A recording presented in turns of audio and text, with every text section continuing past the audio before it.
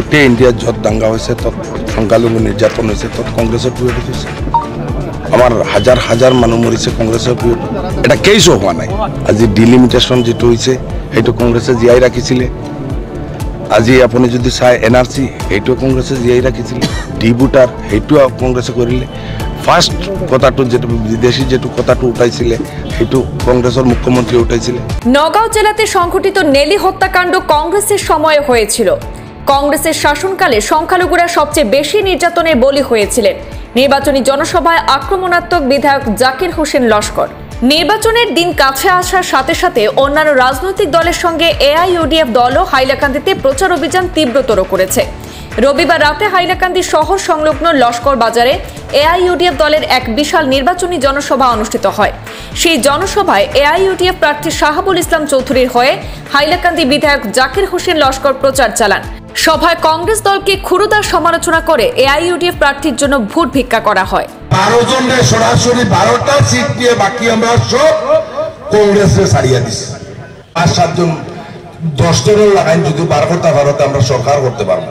এই বেঈমান কংগ্রেসে হেমন্ত বিশ্ব শর্মার লগে মিলিয়া টোটাল আপার বেচে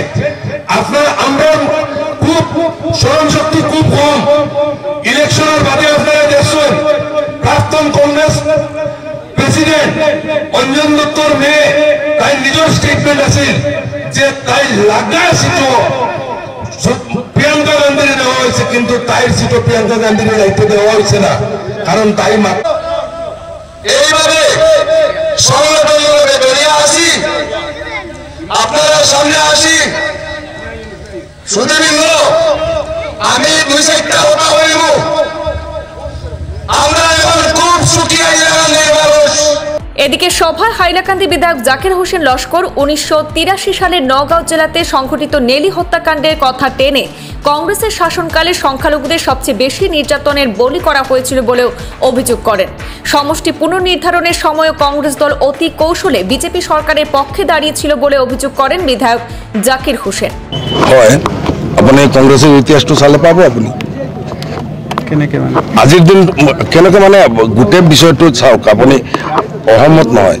গোটেই ইণ্ডিয়াত য'ত দাঙ্গা হৈছে তত সংখ্যালঘু নিৰ্যাতন হৈছে তত কংগ্ৰেছৰ পিৰিয়ডত হৈছে আমাৰ হাজাৰ হাজাৰ মানুহ মৰিছে কংগ্ৰেছৰ পিৰিয়ডত এটা কেইছো হোৱা নাই তাৰ এগেইনষ্টত এটা কেইছো হোৱা নাই আপোনাক কৈছো ইয়াত যে নেলিৰ 3 কিলোমিটাৰ দূৰত 24 ঘণ্টা 48 ঘণ্টা পিছত অসম পুলিচ গৈছে তাত মানে একদম ক্লিয়াৰ কৰি দিলে আৰু আজি ডিলিমিটেশ্যন যেটো হৈছে সেইটো কংগ্ৰেছে জীয়াই ৰাখিছিলে আজি আপুনি যদি চাই এনআৰচি সেইটো কংগ্ৰেছে জীয়াই ৰাখিছিলে ডিবুটাৰ সেইটো কংগ্ৰেছে কৰিলে ফাৰ্ষ্ট কথাটো যেটো বিদেশী যেটো কথাটো উঠাইছিলে সেইটো কংগ্ৰেছৰ মুখ্যমন্ত্রী উঠাইছিলে সেইটো চাওক আমি ইয়াত কৈ কি কম ভাই আমি গোটেইখিনি কৈ দিছো ৰিপন বৰাই কৈছিলে ভূপেন বৰাই কৈছিলে যে তাৰ তেখেতৰ কিছু বিধায়ক গদ্দাৰ আছিলে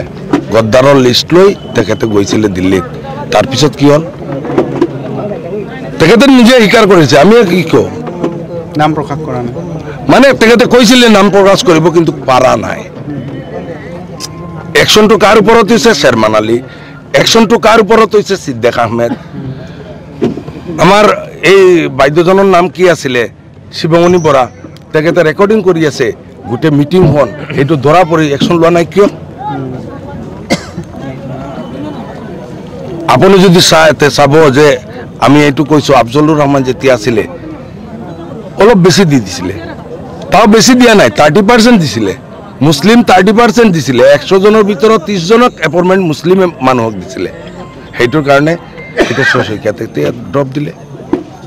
ইয়াতে কংগ্ৰেছৰ এখন সভা আছিলে এইটো কংগ্ৰেছৰ যিজন জিলা সভাপতি তেওঁলোকে কৰিছে যে আপুনি পুলিচ দি বানচাল কৰি আছে তেওঁ যদি ইমানে তেওঁৰ কেণ্ডিডেট ইমানে শিক্ষিত বুলি কোৱা তেওঁ আইনটো নাজানে নেকি তেওঁতো টাইমটো কিমান আছিলে আপোনালোকে দেখিছে ইমান 1 ঘণ্টা বহি আছো আমি তো তার আগতে পারো 1 ঘণ্টা 2 ঘণ্টা আমি তো তার আগতে পারো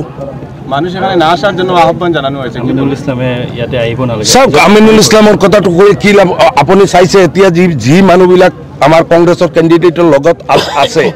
আপুনি চালে চাব যে 44 কোটি মাইনৰিটি স্কলাৰশ্বিপ স্কেমত যিবিলাক মানুহ জড়িত এইবিলাক আমিনুলৰ লগত আছে আমাৰ অভিযুক্ত যিবিলাক মানুহ এইবিলাক আছে আৰু আমিনুলদাৰ লগত এইবিলাক আছে আৰু আমাৰ কংগ্ৰেছ কেণ্ডিডেটৰ লগত আছে নিয়ামতপুৰত আজি এটা সভা হৈছে কৰিমুদ্দিন বৰবুৰীয়া দেখা গৈছে যে ৰাজ্যৰ ৰোষত পৰিছে কি ক'ব